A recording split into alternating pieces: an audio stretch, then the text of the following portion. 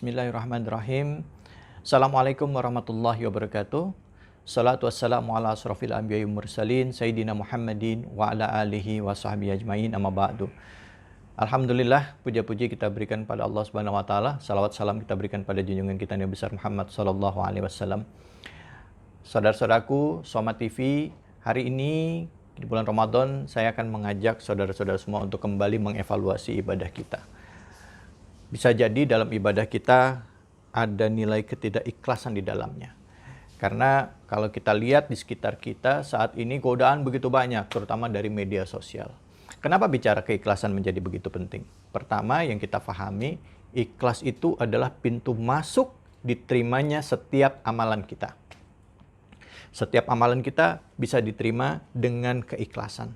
Apa yang berkaitan dengan keikhlasan? Yang pertama adalah niatan. Niat kepada Allah Subhanahu wa taala. Senantiasa meluruskan niat kita. Apa yang dimaksud dengan ikhlas?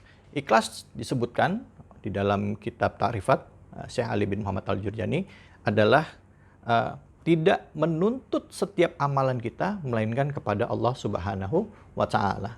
Dan dari konsep kata ikhlas ini diambil dari kata khalas, ya, membersihkan unsur dari setiap yang ada di dalam zat tersebut. Dan zat yang sudah termurnikan adalah khalis, ya, atau zat yang sudah murni, halas dan khalis. Bagaimana kita sudah memurnikan niat kita dalam ibadah kita sudah kepada Allah Subhanahu wa taala. Ya, sekarang di era media sosial begitu banyak godaan bagi kita, sehingga akhirnya ada memungkinkan di dalam setiap amalan kita tercederai dengan perasaan ujub, sehingga akhirnya amalan kita bukan semata-mata hanya kepada Allah, tapi kita justru mengharapkan pujian atau tersanjung, terlena dengan pujian dari makhluk. Dengan media sosial misalnya, pada saat kita memposting kegiatan-kegiatan soleh kita, misalnya kita bersedekah kepada saudara yang membutuhkan, atau kita melakukan amalan-amalan lainnya, akhirnya kita terlena dengan komentar-komentar ada di media sosial. Wah bagus ya, keren ya, subhanallah, alim ya, dan lain sebagainya. Begitu ada yang menghina kita, marah. Wah, hati-hati. Karena di dalam yang disampaikan oleh Zunnun Al-Misri, ya, disampaikan oleh beliau ada 3 ciri-ciri orang yang ikhlas. Yang pertama adalah pada saat dipuji, dia tidak terlena dengan pujian, dan pada saat dihina, dia tidak marah dengan orang yang menghina. Bayangkan, seringkali apakah kita bisa memposisikan diri kita pada apa yang disampaikan tadi? Apakah kita bisa tidak terlena pada saat dipuji oleh orang? Dan apakah kita tidak marah pada saat dihina oleh orang? Itu yang pertama. Yang kedua, ciri-cirinya adalah melupakan semua amal soleh yang sudah dikerjakan. Nah, saya jadi ingat cerita dari Kiai Zainuddin MZ. Beliau mengatakan bahwa salah satu tanda-tanda orang ikhlas adalah ciri-cirinya seperti orang buang air, katanya. Gitu. Kata beliau. Apa artinya?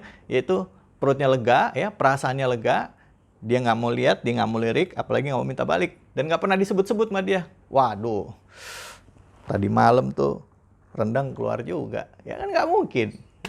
Nah ini seringkali kita tercederai karena itu.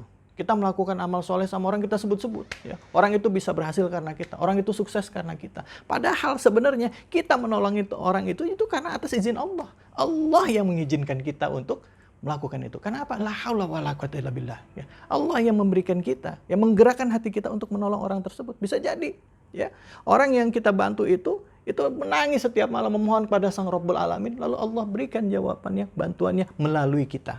Ingat, semua yang kita miliki semata-mata kepemilikan dari Allah, semua titipan, ya.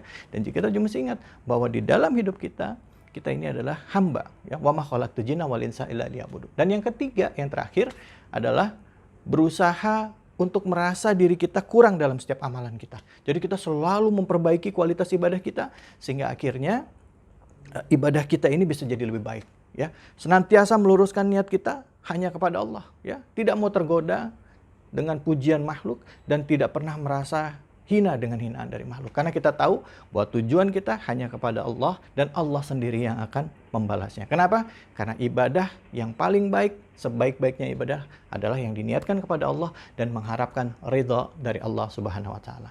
Semoga yang singkat ini bisa memberikan keberkahan bagi kita dan bisa memberikan pencerahan dan juga bisa menambah wawasan di bulan suci Ramadan ini. Saya David Halik, mohon maaf jika ada kekurangan dan kekhilafan. Wallahu muwaffiq ila aqwamit thoriq. Assalamualaikum warahmatullahi wabarakatuh.